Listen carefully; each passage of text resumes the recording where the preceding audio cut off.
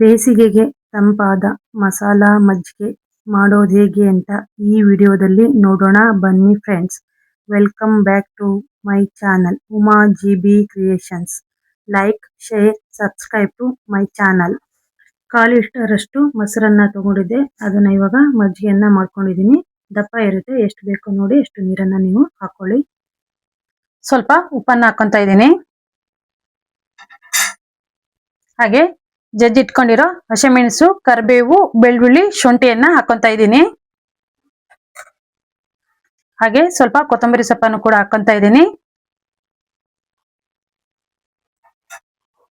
ಹಾಗೆ ಸಣ್ಣದಾಗಿ ಹೆಚ್ಕೊಂಡಿರೋ ಈರುಳ್ಳಿಯನ್ನು ಕೂಡ ಹಾಕೊಂತ ಇದ್ದೀನಿ. ಇವಾಗ ಇದನ್ನ ಮಿಕ್ಸ್ ಮಾಡ್ಕೊಳ್ಳೋಣ.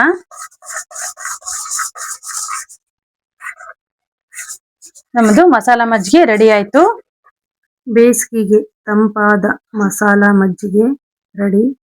ಈ ರೀತಿ ಮಸಾಲಾ ಮಜ್ಜಿಗೆ ಒಂದ್ಸಲ ನೀವು ಟ್ರೈ ಮಾಡಿ ನೋಡಿ, ರುಚಿ ತುಂಬಾ ಚೆನ್ನಾಗಿರುತ್ತೆ. ಬೇಸಿಗೆಗೂ ಕೂಡ ತಂಪಾಗಿರುತ್ತೆ, ಬೇಗ ಕೂಡ ಮಾಡ್ಕೋಬಹುದು. ವಿಡಿಯೋ ಇಷ್ಟ ಆದ್ರೆ ವಿಡಿಯೋಕ್ಕೊಂದು ಲೈಕ್ ಮಾಡಿ, ಶೇರ್ ಮಾಡಿ, ಸಬ್ಸ್ಕ್ರೈಬ್ ಮಾಡಿ. ಹಾಗೆ ಯಾರಾದ್ರೂ ಫಸ್ಟ್ ಟೈಮ್ ನನ್ನ ಚಾನಲ್ ಅನ್ನ ನೋಡ್ತಾ ಇದ್ರೆ ದಯವಿಟ್ಟು ಸಬ್ಸ್ಕ್ರೈಬ್ ಮಾಡ್ಕೊಂಡು ನೋಡಿ. ವಿಡಿಯೋ ಕೊನೆಯವರೆಗೂ ನೋಡಿದ್ದಕ್ಕೆ ಧನ್ಯವಾದಗಳು.